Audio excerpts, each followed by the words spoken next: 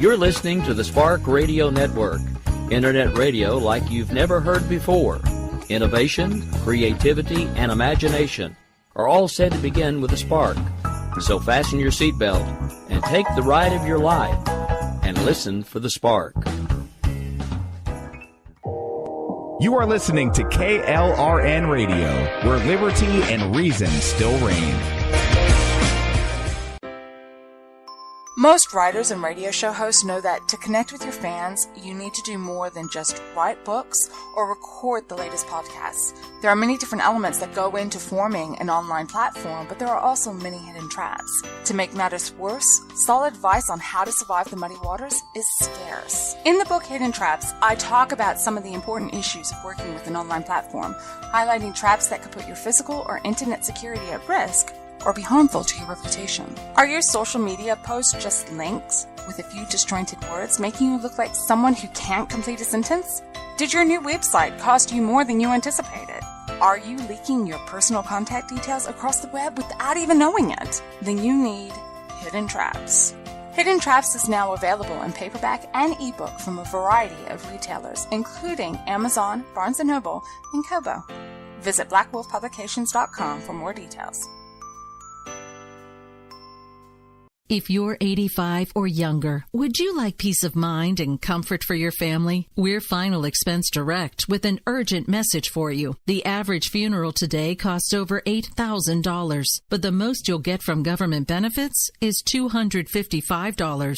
How will your family pay the difference? We can help. Our senior plans start as low as just $1 a day and pay up to $30,000 for a funeral and other final expenses. Peace of mind is easy. There's no medical exam. You'll have lifetime coverage, and your plan can't be canceled as long as you pay your premiums. Call now for free information about our senior plans. Answer a few simple questions and receive approval right on the phone. Plus, call right now and we'll give you a discount prescription card for free. Call 800-553-8687. That's 800-553-8687. Again, 800-553-8687.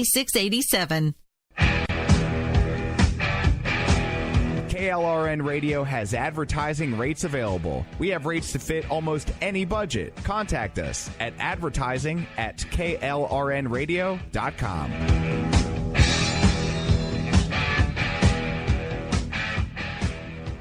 Attention business owners and independent contractors. This is a money-saving message from Tax Mediation Services. If your business owes $20,000 or more in taxes, we can help you today, right now. Listen, dealing with the IRS is no picnic. It's an intimidating and extremely stressful process, and you don't want to go it alone. Our attorneys know every law, every tax break, and every possible opportunity to help you resolve and reduce your tax debt. And if you owe more than $20,000, you may be at the top of their hit list. So don't take your tax debt lightly, because it will not go away on its own. The IRS can seize your bank accounts, your home, and even shut down your business. Call our tax experts today at 1-800-783-0810 and let us deal with the IRS while you focus on your business. That's 1-800-783-0810. Again, that's 800-783-0810. My son was in the Army back during Desert Storm, but even then he wanted an MBA. He looked at a dozen schools, but only one offered the online education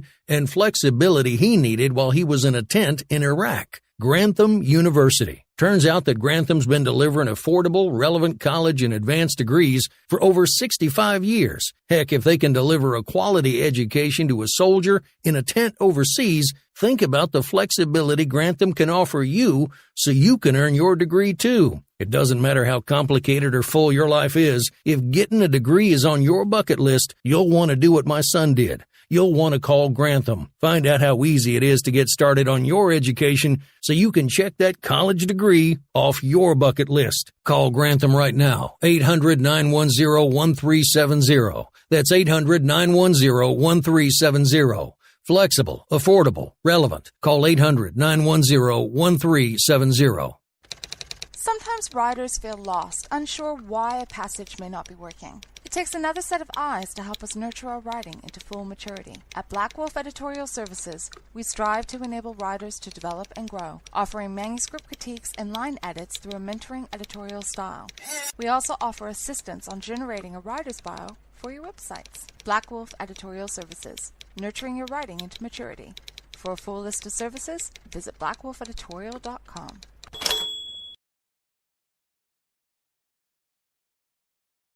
And so, my fellow Americans, ask not what your country can do for you. Ask what you can do for your country. Freedom is never more than one generation away from extinction. We didn't pass it on to our children in the bloodstream. The only way they can inherit the freedom we have known is if we fight for it, protect it, defend it, and then hand it to them with the well-taught lessons of how they in their lifetime must do the same.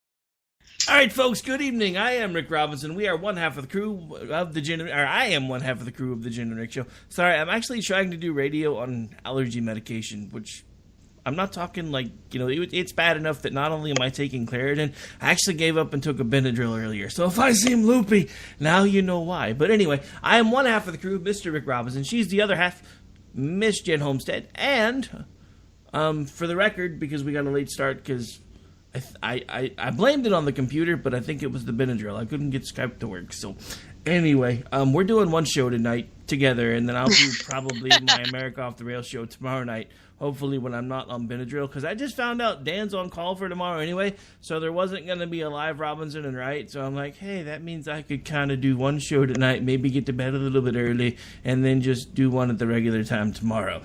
So, seems like a plan, especially since I'm on Benadryl. So, good evening. How are you? I'm doing okay. We've got quite the allergy situations going on here too. So, but what else is new? It's Texas. That's what happens. I think it's Texas and Oklahoma both, and getting old, because I never used to be allergic to anything. Now I'm allergic to everything. I sit in the grass and I break out in hives. This is not cool, man. Not cool at all. Yep. So, what the? Okay, hang on. What is my computer doing right now? Okay, so hopefully it's done doing. I guess it's not done doing that. What in the? Okay, anyway, we will. Somehow I suddenly wound up with a tab trying to do a slot machine. I'm like, what in the world? Apparently I need to do. Did we win? Did we win? Apparently I was eligible for some sort of $50,000 prize, but then it started freaking out on me, so I closed it. So I'm sure if I was winning, it's probably done now. So I probably need to run a virus scan after the show. So probably another good reason I'm not going to do America Off the Rails tonight. So anyway, I had a point before my computer started acting weird. See, this is what I've been dealing with all evening, by the way. Other people, I'm talking about sitting down in grass and breaking out in hives. The left is completely breaking out in hives right now and freaking out in pretty much every way possible, because their Barack Obama's one-line quip in 2009 of elections have consequences and I've won to deal with it is coming back to bite them in the ass. And I'm sad. I'm just gonna say, probably sadly to some, I'm enjoying this a little bit more than I should. But I have to say, the last about 36 hours has been pretty joyous. I'm just saying. Yeah, well, I think the crazy has been so nuts. And remember, we were talking on Tuesday, and this is before we knew, before we knew Kennedy was retiring. And we were talking about how they're like at level 11, and they just they just have amped up so high, and they just stay at this like peak outrage level all the time, and everything is the end of the world, and everybody's Nazis and all that kind of thing. And so it was already like that. But then after the Supreme Court closed for the summer, Kennedy made the announcement. They thought they were in the clear because they were worried that he was going to announce his retirement, but he waited until after the court had left. He didn't do it while still in court, which is what a lot of justices usually do. They're kind of at the final bell. And so then when it was like a couple hours after the Supreme Court, left, then he announced, I have the level of freak out, the level of just, crazy, upset, emotion, everything, it is possibly more than what it was even when Trump got elected. Reports of people crying, like bursting into tears in their offices. People are just really thinking that this is going to mean, and if we get another conservative justice on the court, that like women are going to be kept barefoot in the kitchen and pregnant all the time.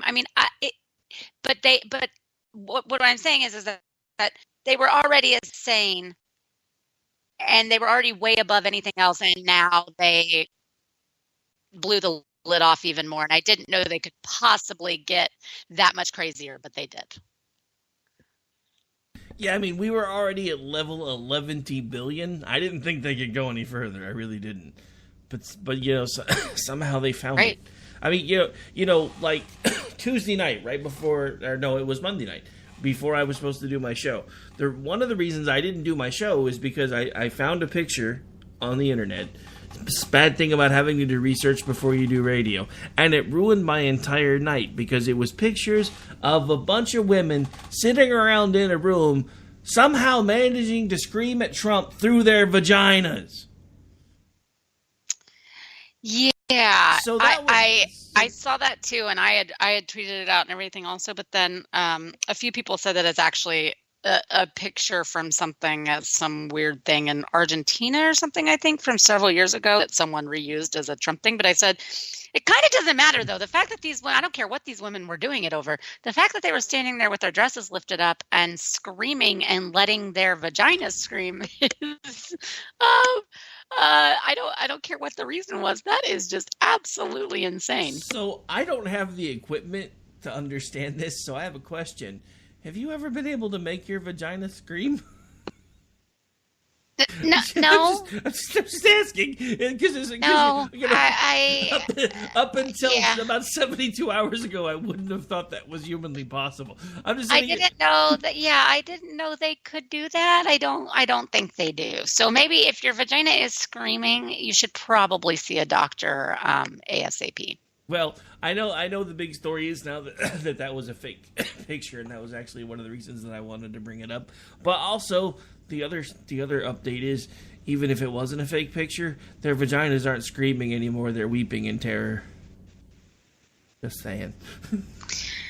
Yeah, absolutely. So, I want to talk a little bit about this shooting today. Yeah. Again. I know. So did you see that they finally identified this guy? Was crazy. They say that he had damaged his fingers, so that they couldn't get his fingerprints. He was refusing to cooperate with police and had no ID on him or anything. So they spent, a decent part of the day, I guess, trying to figure out who this guy was. But someone seems to have uncovered his Twitter page, like his Twitter, and there's most of the tweets are just from 2015, 2016, 2017, but almost every single one of them is about the Gazette, is about that newspaper. And he had been, I don't know if he had been sued by the newspaper or he was suing the newspaper. I can't remember what it said, but anyways, obviously he tweeted incessantly about this newspaper, tagging them all the time. He had nicknames for the various reporters and editorial boards. So this seems to be something where he had like a real, like an actual court situation with them. And then, so that led to a lot of unhinged beef that he had with the paper, which is just, I think this is absolutely one of those, like, just a psycho went off on someone he was mad at. Yeah, that was kind of my impression. At first, I wasn't sure if maybe it was a former employee or something, but then when the stories started coming out about the weirdness, like the basically the removal of fingerprints and things like that, I started figuring out it was probably just some crazy guy with a grudge against the paper. But it's just, I don't know. Just the media did their usual level best again. I'm surprised nobody's calling for the banning of shotguns yet, but I'm sure it will happen. No, they're all really concerned with blaming Trump, actually, and not even blaming the gun this time. And I have hardly seen much about them blaming the NRA either. This seems to be mostly about they want to blame Trump because Trump has, been mean to journalists and has told the American people that the media is our enemy, and so the blood's on his hands. That's most of what I saw today. I mean, it makes sense that they're going to shift their argument at this point because the other one wasn't working. So now they've got. I mean, at this point, they're just trying. They're doing what they can to throw anything they can at the wall and see what sticks. They tried it with Russia. That didn't work. They thought they got some traction with the gun thing for a while. That didn't hold everybody's attention long enough. So I mean, it's shuffle the cards and pick your outrage of the day. Basically, all the left has been doing ever since he's been elected. So it doesn't really surprise me. I mean, you could legitimately make a case about some of the rhetoric that he's been saying, and I'm not going to say that you can't. But the problem with that is it may have started as rhetoric with him, but the media has proven his point a million times over. So it's not just about Trump. It's the fact that they keep feeding into this and actually proving the fact that he's been right this entire time while he's been slamming the media. They've made themselves public enemy number one. He didn't do it. They've done it. Well, and also, the hypocrisy. They can't sit here on one hand and say that everything that Trump has said incites violence and then backpedal on Maxine Waters and what she said and act like that's no big deal and we all need to get over it because they need to resist because we're literally living in 1930s Germany. That kind of thing. So it just falls flat with me when I've seen a bunch of them making excuses for her and being like, oh, you're being too sensitive and this and that, when she actually said, go storm home, like go harass people, get in their faces. And then other people that have said things like, we need to take to the streets. They need to, and she said, run them out of public. Don't let them feel like they can be in public. That means threatening their safety. That means intimidating them and harassing them to a point where they feel like they can't leave their home, which is what she said they wanted, to happen. And a ton of people agreed with that sentiment and agreed with that tactic. And they defended it. And then today there's a shooting of probably a really unhinged person with a beef against this local, paper and reporters or something. And they're going to say that Trump saying that the media is the enemy and that they're fake news and all of that is absolutely proven that he has incited violence and is unacceptable, and he's responsible, and as are his supporters. So I just I have a hard time understanding how an even remotely just kind of level-headed adult, or not even level-headed, just to be able to have any sort of critical thinking and be an adult could see how those two things, how that does not jive, and how that is pretty hypocritical. But I don't know. A lot of these people have all these degrees and they've been very accomplished and they've, been published and all of these things, and they can't seem to see it either. Because they are so wrapped up in their own egos and bias, or B, they're intentionally lying and misleading, which I think there's quite a bit of that. It could also be cognitive dissonance. Well, sure, but I mean, there's only so much of that I can say, well, that happens. You know what I mean? Because it does happen, and you kind of go, oh, like when it gets pointed out to you. But these are people that legitimately are not recognizing very obvious things on a daily basis, and anyone who points any of it out to them is, literally Hitler. So, well, I mean, we're all literally Nazis now anyway. Ron, if you're listening, I said literally. Sorry.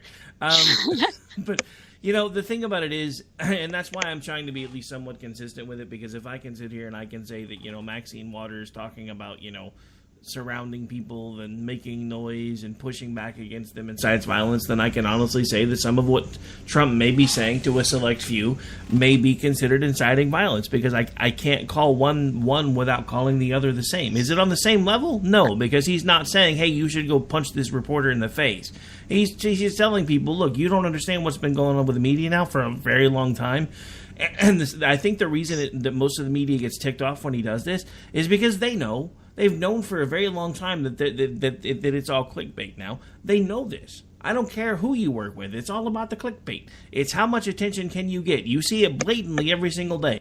You'll see a headline on Twitter or a grab line on a link, and you'll read that, and that's all anybody reads, and then they're tweeting it a million times. They don't even realize when you open up the actual link in the article, the headline's completely different than the link or the little blurb was to get your attention, and then the article was completely different than either the blurb or the headline. But you've got this whole outrage thing going on because of the little 2-sentence blurb that somebody put out on Twitter that has absolutely nothing to do with the article, because you didn't bother to read the rest of the article. Because it's all about how many shares can we get, how many clicks can we get. Because it doesn't matter how long you it doesn't matter how long you read it. It just matters, did you click it? Because as soon as you click it, they make money. It's all about the clicks. It's not like a podcast or a radio show where not only do you have to tune in, you actually have to listen for a certain amount of time for them to get more credit for you listening. It's not like that with the articles. As long as you've clicked on it, they make money. So all they're doing, in 9 times out of 10 anymore, is doing whatever they can do to get you to share it, and even if you don't click it, because somebody else will. So they don't even care that you don't read it. And the news has been doing this now for a very long time. And Donald Trump, that's what he first started talking about months and months and months ago. And even I was upset about it at first until I realized how bad it was. It's just, it's sad that we really don't have anybody that tries to tell the truth anymore. I mean, even NPR has become partisan hacks. Not that they ever really weren't to begin with, but I love that when I hear like more liberal-leaning folks that are like, NPR is the most balanced news out there. Have you listened to what they're actually saying? Just because you agree with their point of view doesn't make them balanced. That's the same thing you tell me about Fox. Well, yeah, that's the point, though, is that they all think that anything like that, that validates what they believe, what they think is right, what what they want to happen, anything like that agrees with their agenda and viewpoint, they just think it's common sense, and they think that's the normal view. So when they hear that from an MSNBC or an NPR or even CNN or certain other from other various outlets, that's why they think that is balance. They think that is fair. They think that is speaking the truth. They think that is #fact. I mean, they seriously, this is what I'm saying about people just being like almost, it's the sheep effect, right? They are so blinded. They think they're so intelligent, and they think that they, are so well educated, but they are so blinded that they can't see that, that there's opinion all throughout every facet of media right now, left, right, middle, and so on.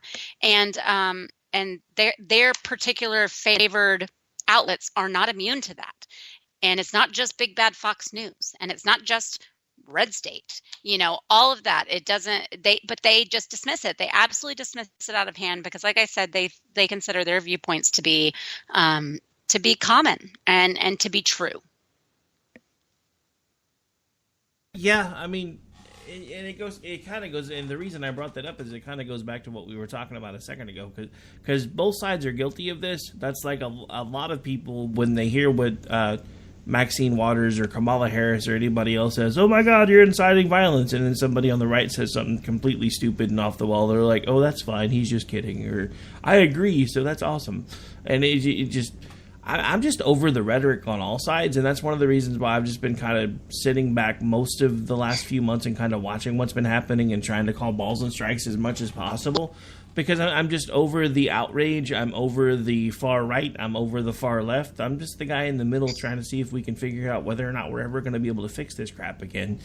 And what's giving me hope, I mean, don't get me wrong, I'm completely popping popcorn and enjoying the complete meltdown on the left, but what gives me hope is the fact that we now have the potential for there to be long-standing conservative viewpoints being held up in the conservative or in the Supreme Court now for quite some time if this is done right.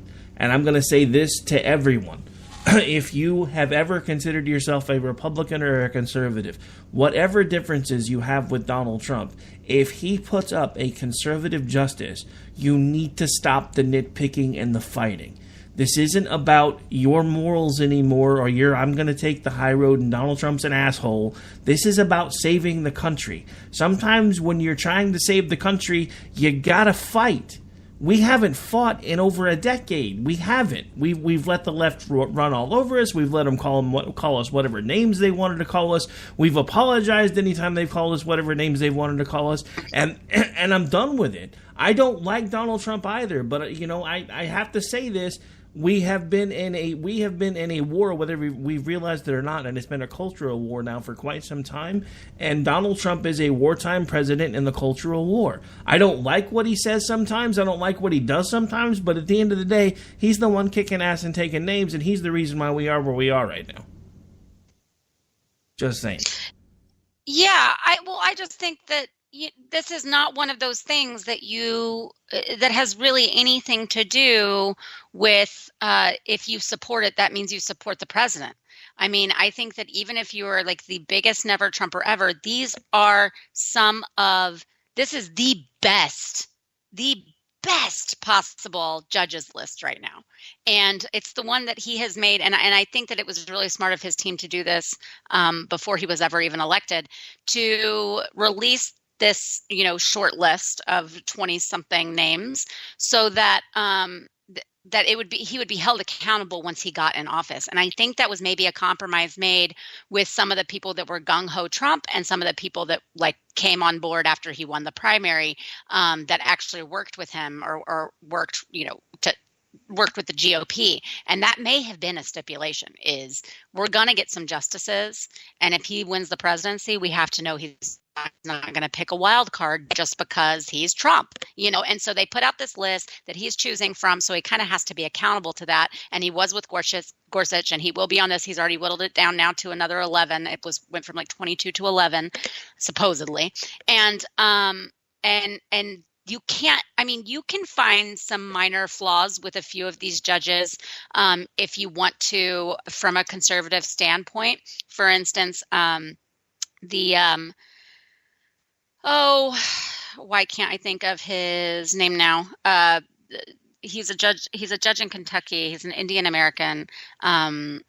Thapar. He is a strict constitutionalist in most ways that you can see how he has had to view and rule within a constitutional guideline. Some people are a little concerned about his First Amendment thing because he was one of these people that famously said money is speech. So he was in favor of, and he voted for allowing for judges in the state to be able to not only donate money to a party or a politician, but also be able to campaign for them if they wanted to, which is perfectly legal in quite a few states. And actually there's federal statutes about it too. So it's not unheard of, but it just had not been legal at that time. And he said money is speech, therefore it would be hindering free speech to not be able to give my money to a cause or to a politician. So some people kind of get concerned about that a little bit. And then the other thing they're concerned about, and I'm personally concerned about, is he is in huge favor of very strict sentencing, very harsh sentencing, particularly as is related to drugs and even marijuana. And he tends to go for the maximum and go for the jugular. And he thinks that the minimums are not minimum, and that the minimum sentencing minimum sentences are too minimum. He thinks they should be longer. They should be higher. They're not enough. And I don't care for all of that, but the likelihood that he would have anything to do with that as it pertains to a SCOTUS, sitting on SCOTUS, is very slim to none, whereas it's something that he deals with more, on the Sixth Circuit. So I don't think that that's totally relevant to his ability to be a good SCOTUS, to be good on SCOTUS. But I think that But so there are nitpicky things that even amongst conservatives we can find to be like, I'm not crazy about this, or I don't really like that part of it. But when you look at all of them from a constitutionally originalist standpoint, they pretty much all are. There's not a Kennedy in there, for instance. Though we've had mistakes before where they've been vetted very well, and then they tend to do something like pull a Roberts and go for Obamacare. So we can't predict every little thing, but this is such a strong list. And if you're opposing anybody, if you're a conservative or you lean right, and you oppose anyone that he ends up nominating that is selected from this list simply because you don't want it to appear as if you're supporting Trump, then you need to take a really good hard look at yourself and why you're doing what you're doing, because that makes no sense whatsoever. It's not supporting that man. It's supporting this justice, and it's supporting our legal system and our judicial branch. And it doesn't matter if Trump gets the credit for nominating him or not. That doesn't mean that you have to agree with him on everything else because you like a justice that he picked. That logic it just escapes me. And quite frankly, I think it means you're not a conservative. Hey, Bill Crystal, I'm pretty sure she's talking to you, bro. Just saying. Yeah. If you're going to oppose a Justice Willett or a Justice Barrett, or a Justice Lee, because you hate Donald Trump so much and because you don't want to be tied to him in any way, shape, or form, then I mean, there's just no hope. You're just purposely being a pain in the ass. Well, I mean, they're pretty much purposely being a pain in the ass anyway, I'm just saying. Speaking of being a pain in the ass, I'm the clock watcher, so we should probably take a break if I could ever get this thing to actually respond to me. There we go.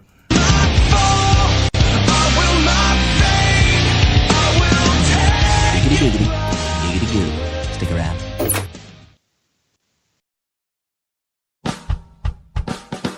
You're listening to...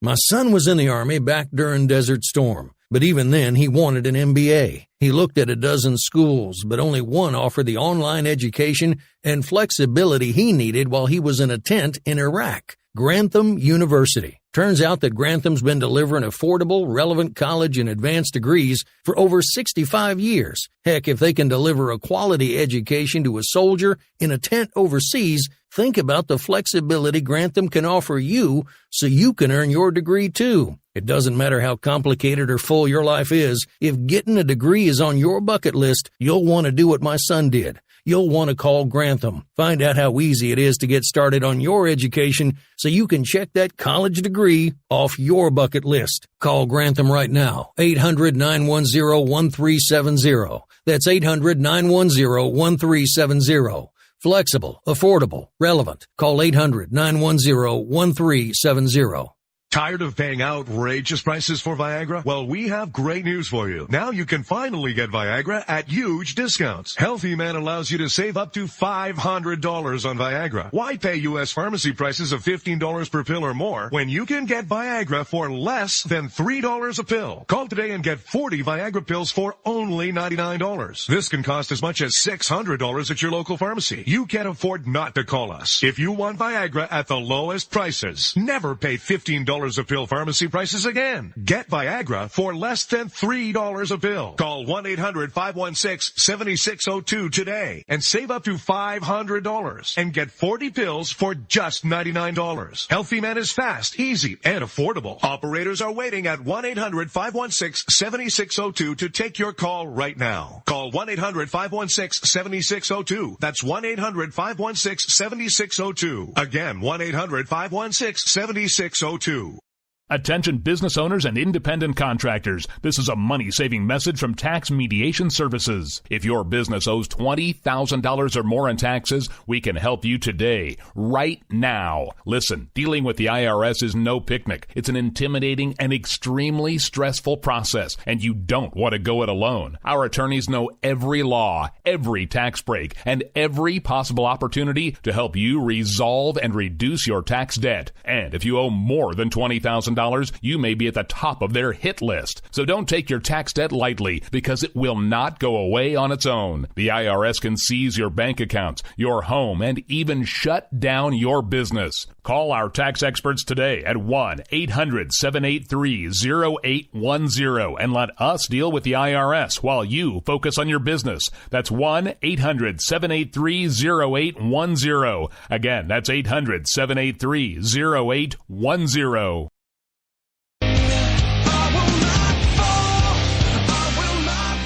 All right, folks, welcome back. We are live. This is Jen and Rick right here live on KLRNradio.com. We do this thing every Tuesday and Thursday night, 10 p.m. Eastern-ish. Half the time I can't get things to start on time because my computer hates me, or I'm on Benadryl and blaming the computer. You take your pick. Anyway, so we've been kind of all over the place tonight. When we left off, we were kind of talking about the leftist outrage and the whole story about, you know, it's Trump's fault that the newspaper was shot up and yada yada yada. Everything's Trump's fault, I guess. So I guess I shouldn't really be surprised. I mean, you know, Trump's a Nazi, so we're all Nazis. Everything's bad. You know, it reminds me again of the Linus and Lucy thing that I talked about on Tuesday, where she's got him and shaking him by his shirt, and she's like, "This is all your fault because you voted for him. He rounded up all the Mexicans, the gays, and the black people, and he shot him." And Linus is like, "When did he do that?" "I don't know, not yet, but he's going to. I know he's going to." And I'm like, that's how I feel anytime I'm in a conversation with anybody on the left. Interesting thing happened because, you know, yesterday on my Facebook page, I posted, you know, the ICE protest where they're like, F ICE, F your wall, we're going to make your system fall. And I'm like, this is why you guys need to pay attention to not only the people that you're letting in the country, but the people that you're siding with that want these people to come into the country. Because they're not talking about a policy. They're talking about bringing down our entire system, which basically means our way of life. And I had leftists on my personal Facebook page defending what they were saying. This is why we can't have nice things. Absolutely. Well, you know, there's just so many reasons to, and I don't really want to get into all of it, but there's like so many reasons to vet when it comes to immigration, and that's one of them. Disease is another.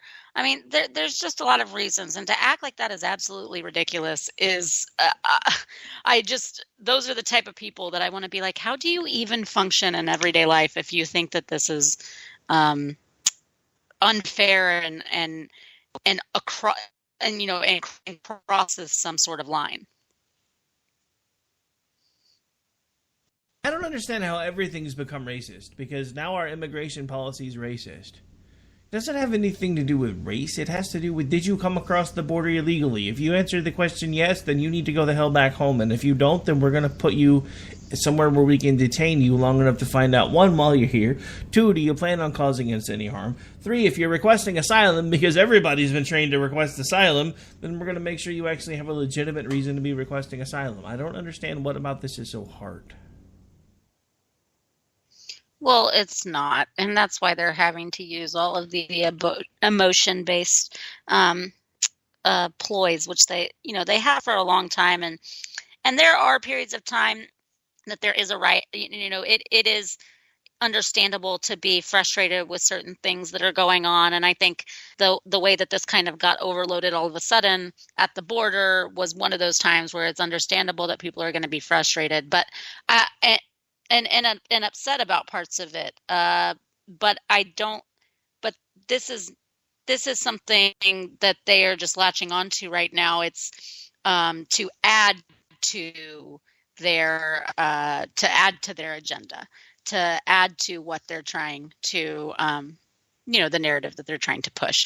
So they were already saying all these other things anyways, and they're always, they've been saying that it's racist for a very, very long time. And I have people that I know that have come here from, in fact, I know I have been with people as they got their citizenship, 2 separate Australians as they fought for their citizenship here, and it took years and years and years. One of my friends, he finally got his citizenship when we were in college, and he'd been living here since he was 4 years old. And he got his American citizenship, and his name was Hugh. And so we had a red, white, and Hugh party that was a lot of fun. But it's so neat to see people who have worked hard, gone through the process. And yeah, I think that it's too long, and I think that it's too I think it's a little bit too cumbersome, and I think some of the hoops you have to jump through just don't make any sense, and it has a lot to do with just this, bloated bureaucracy and little to do with actual immigration. So I would like to see some things like that change. It doesn't need to be an easy process. I'm not saying it needs to be easy, but waiting for 10 years and having to pay tens of thousands of dollars is kind of crazy when you've got no record, you've been an upstanding citizen, and you've gone through all the right processes. Especially someone like him, he'd been there since he was 5. He'd been there almost 20 years by the time he got his legally been here 20 years before he finally got his citizenship. So I understand getting frustrated with stuff. Just simply saying that we can't that it's racist, or immigration policy is racist, and that we should not be allowed to have borders, really, and to enforce our laws. It's just so old. It's just getting so tired. Yeah, actually, we have, I'm going to probably butcher it, but AKCOG's in the Spreaker chat. He actually says that Michael Savage recently said that we should stop all immigration for 7 years to figure this mess out. Says it sounds good to him, but can we build the damn wall yesterday? Not necessarily. I don't know if 7 years really, I don't know if we need to stop things that long, but I think we really do need to put a moratorium on immigration until we actually fix the policy. I understand that that's going to make me sound like an a-hole. I don't care. The problem that we have right now is we have all of these people that have come in here, and we don't know where half of them are, because the Obama program was catch and release. Obama went around to all of the border countries and the Central American countries and said, hey, we have the DACA program. We're going to fix this for you. And that's where all this mess started, because everybody started flooding across the border. They sent their kids with coyotes across the border to a better life. And everybody wonders why we have like 10,000 undocumented, unaccompanied minors in this country right now. Nobody knows where the hell they came from. We have over 2,000 undocumented minors that were brought here with people that either may or may not be their parents or may have been human trafficked. The first thing we need to do is get a hold on this stuff, because there are other things that are going on that people aren't talking about right now, like the fact that, and I'm not going to give it much credence because I haven't had time to research it, but I've seen 2 different news sites today that have referenced that a mom in California talking about it's time to take the fight to the Americans. If that's a true statement, then we have a bigger mess here than I thought, and we need to get a handle on it. Well, and you remember when there's been a couple different school walkouts over the last several years, and I don't know, it was like 4 or 5, probably like 4 years ago, and they were all carrying, depending on the area where they're from, but they were carrying their their home of origins flags, or even just their heritage, because some of them were Americans, but they were carrying the Mexican flag, and they were carrying various flags from Central America, and they were carrying flags from Middle Eastern countries, and marching through the streets, and with signs that were like, that they don't care about America. They just want to demand all the rights that they want, and they wanted the treatment that they want, and they did it while marching under flags of other countries, while benefiting from a school system here. So, woohoo! So yeah, it's interesting that you bring this up, because it reminded me of a story that I wanted to talk about that I'd almost forgotten about. One of the surviving, and yes, I said surviving, candidates for Mexican president just put out an article today where he said mass exodus to America is a human right. Oh, good grief. I mean, these people, like you said, surviving, they've had something like 140 or so politicians murdered in Mexico in the last, less than a year. Yeah, like 140 and counting, because they're being taken out by the drug cartels and pretty much anybody else that doesn't like whatever they're running for. But these are the people that we should just, who cares about our immigration policies? Who cares about our rules? Just let them all come. Just let them all come, because the Statue of Liberty says, "Give us your tired, your your huddled yearning masses I don't know. I'm on Benadryl. I can't do quotes. You guys know what the damn statue says. But the thing about that is, yeah, that sounds really great on paper. And it's awesome. And if this was a perfect world, we could just say, you know what? Everybody who wants to come here can come here. But when you're now dealing with the fact that there are people that are not coming here to get a better life. They're coming here to take advantage of our system.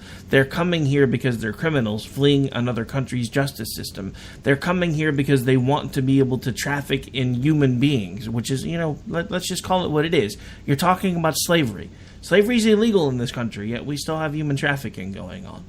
Because that's what we call it now. Because it's not slavery anymore, because slavery is a dirty word. But you can call it human trafficking, and it's illegal, but it's not nearly as bad as calling it slavery, which is what it actually is.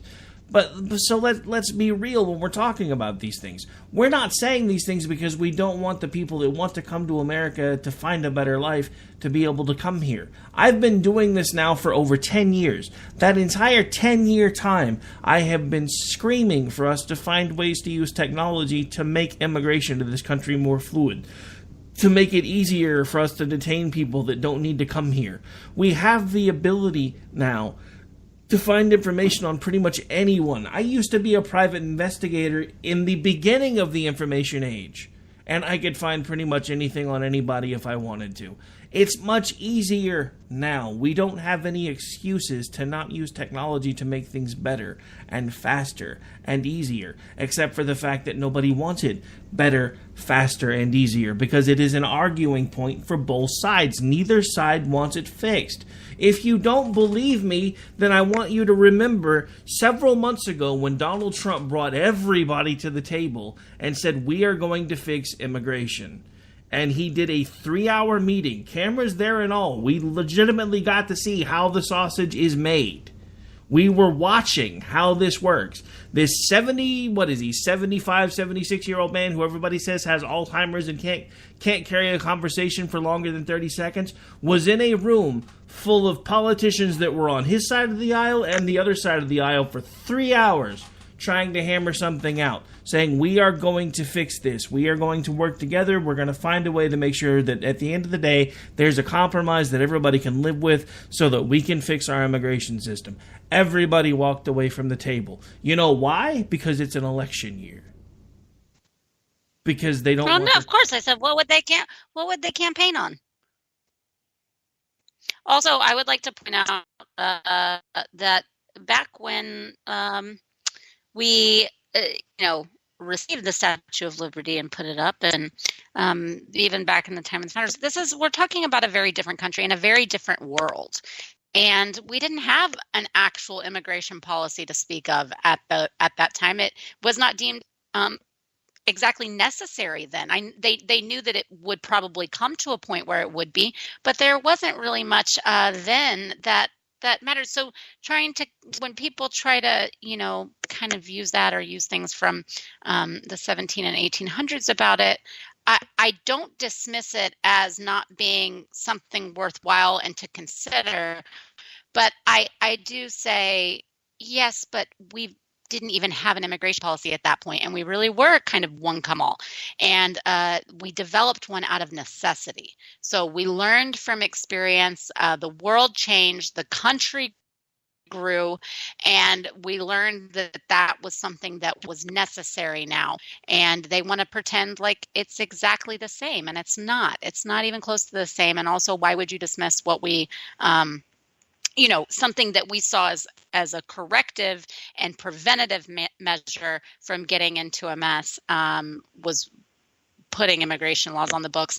And why would you look at that and go, oh, well, they were just stupid. How dare they did that? Back then, it probably was because they were racist.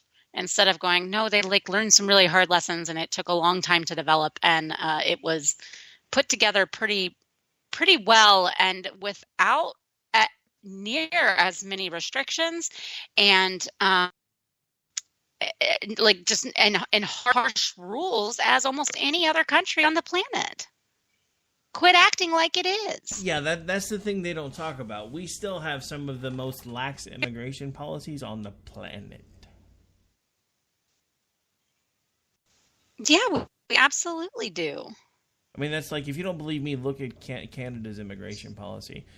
Canada has a certain number of immigrants that they will, or immigrants, or even refugee status people that they will accept every year. You know what has to happen in Canada for somebody to be accepted as a refugee or an immigrant? If they're coming in, especially in a refugee status, there has to be a family that vouches for those people, that takes responsibility for them while they're in refugee status, that opens their home to them, that takes care of them. Because the Canadian government says, F you, we're not doing it, you guys can do it. Did you know that you can't even visit Canada without a waiver if you have certain, if you've had certain issues in court? If you've been arrested, if you got a DWI and you tried to go to Canada, you actually get turned away at the border. Well, yeah, I'm not talking to live. I'm to visit. I've known several different people that this has happened to. One had a like drunk and disorderly charge from like college frat party, something or other, when he was like 19, and went to go to Vancouver, and him and some friends were like crossing the border, and they detained him, and they kept him in a room for about 2 hours before they finally told him why he wasn't going to be allowed to stay in Canada, and they were literally just going across for the afternoon. And it was like, nope, your friends can go or they can leave with you. And then I know someone else who had a DWI, and you hear it about, of course, if there's like assault charges, you're for sure not. And then I know someone who had like a DUI and didn't even know this was a thing, like planned this whole romantic thing with his girlfriend, got there, and same thing. They split him up. They detained him. He sat in a room for an hour and a half. And then they finally were like, we can't allow you admittance to this country. We'll give you time to cancel your hotel and arrange for travel back. So they did actually let him stay in the close area for an extra like few hours as he took care of things that he thought he was going to be doing. But then he had to leave, and they were checking that a warrant would have been put out for him if his passport had not checked back out within the time limit that they gave him. So, I mean, come on, people. Like, this is serious. They are dead strict. You won't find anything like that in this country. Well, to be fair, Canadian drunks are lightweights. They don't want us coming up drinking all their alcohol. Well, yeah, and I think that one it's like within 7 years or something. So it does eventually like expire. Like there's a, kind of like a statute of limitations on certain things. But I mean, isn't that interesting? I know some people that do these Broadway tours, and they do stints in Toronto and several other cities in Canada, and they have to get waivers, and it's a big ordeal to go through. I mean, it takes a lot of documentation. It takes lawyer representation, and they have to get waivers for various things that they have a record that if it's within a certain amount of time, Canada says no, not even for a visit. So we really, very interesting. So we really can blame Canada. Oh, sorry. But yeah, that's the funny thing is they act like we have these draconian immigration policies when really, if you look at everybody, I mean, at least on this continent's immigration policies, ours are pretty lax compared to everybody else's. Now, of course, we don't have open borders. The interesting thing is when I get into the arguments with the folks that talk about, borders are only imaginary lines on paper, they shouldn't matter, and I start saying, well, Mexico's abusing their citizenry, so if borders don't matter, we should just annex them. You're an imperialist, but borders don't matter, so how can I be building an empire? Yeah. I don't know. It's just all crazy to me, that kind of thinking. And thinking that it'll be sustainable and that our system can accommodate it. I don't get it.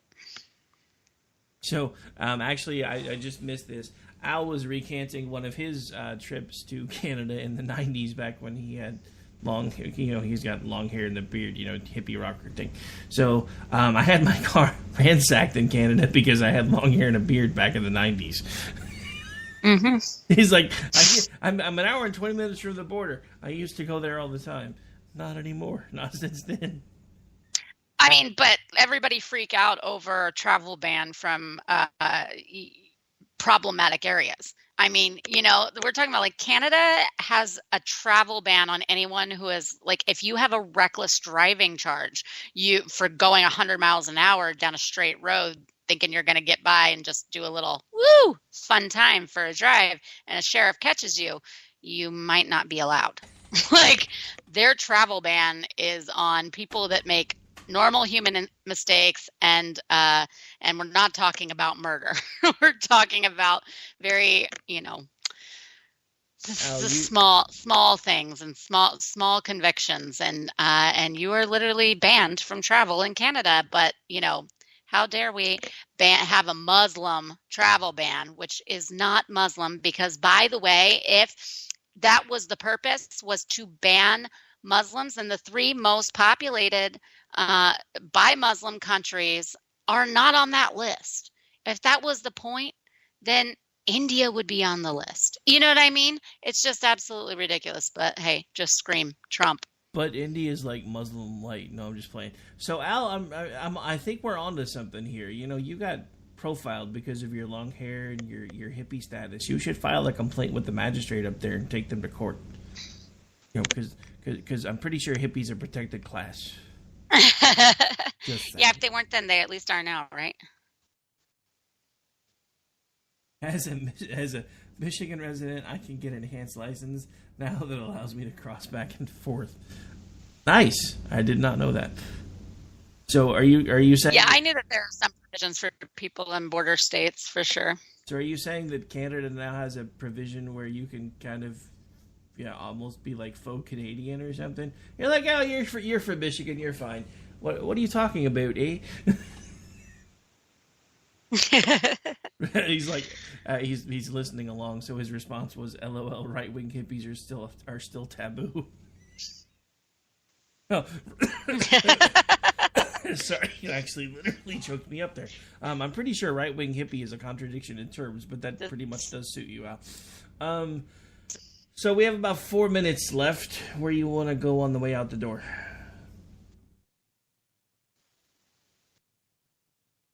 Or not? Hello? I think I'm alone. There's something else. I don't know. There is something out here. I don't know why you can't hear me. I'm starting to be able to now. Can you hear me? I can now, but you were gone for like a good 45 seconds. I thought you abandoned me. I was having issues. That's so weird. It didn't show anything for me. Well, whatever. Anyway, I can hear you good now. So what do you want to talk about on the way out? Well, I don't really want to talk too much about it because it's very depressing and very disgusting. But there was a man arrested today who's a human rights activist and had shown had started several founded one organization against like child sexual violence around the world, has traveled all over like supporting these kinds of causes. He sat as chairman and on the board of several other like type organizations. He has spoken at the UN. He was reportedly on a nomination list for a Nobel Prize when he was 19 because of all of this. He's Skyped with Samantha Powers. He's had access to the State Department, all of these things. And he was, and this is all for his work against ending sexual violence, ending child rape, ending sexual violence against children around the world. And he was actually arrested today. Has admitted to, and he actually was he admitted, well, he sought to meet children and to get pictures and things from an obviously unbeknownst to him undercover FBI agent, which is how they eventually were able to arrest him. And he admitted to sexually abusing a 13-year-old boy in the past and keeping child porn images. He exchanges images even of infants and toddlers with other people, and there's possibly some other children under the age of 13 that he has abused that won't be released. But there are legal documents. I would not, if you want to read about it, I would say go to the Daily Mail article. Just search his name. It's Joel Davis. Search Joel Davis in Daily Mail. And that has one that gives you the gist of it without getting into all of the sickening details and being too too just graphic and explicit. I would not recommend. I've been vehemently warned against going to the actual legal documents and investigators' notes that are available that are apparently nightmare-inducing, vomit-inducing, and makes you want to leave this planet. So don't do that. But if you want to go to go see the gist of this, and funny enough, of course, he campaigned for Hillary Clinton. Why does that not surprise me? But there is a special place in hell for this guy. I was just telling someone the other day that I've kind of had a change of heart when it comes to like death penalty type stuff after some death penalty groups that I've interviewed while I've been at CPAC. This is one of the people that I would probably still make an exception for. I'm really kind of starting to change my mind on death penalty. This person should die slowly and painfully, and I'm just gonna say that now. And interestingly enough, there was a Supreme Court ruling about 10 years ago this week where Kennedy gave the majority opinion where they ruled against the ability to apply the death penalty to multiple child rapes. Just saying. Yeah, it's kind of interesting. I mean, Kennedy's been a mystery because there's like times when he rules really conservative, and then there's times when I'm like, who are you and what have you done? With the guy that was just conservative like 30 seconds ago. He's just been weird because it's like he's like not really an activist judge, but then there's just times when he just behaves like an activist judge. That ruling didn't even make sense to me then. Seeing this today, it really doesn't. I'm just looking at it going, what the hell are we doing? But anyway, we are just we're overtime. So why don't you remind folks where it is they can hang out with you when you're not hanging out with me?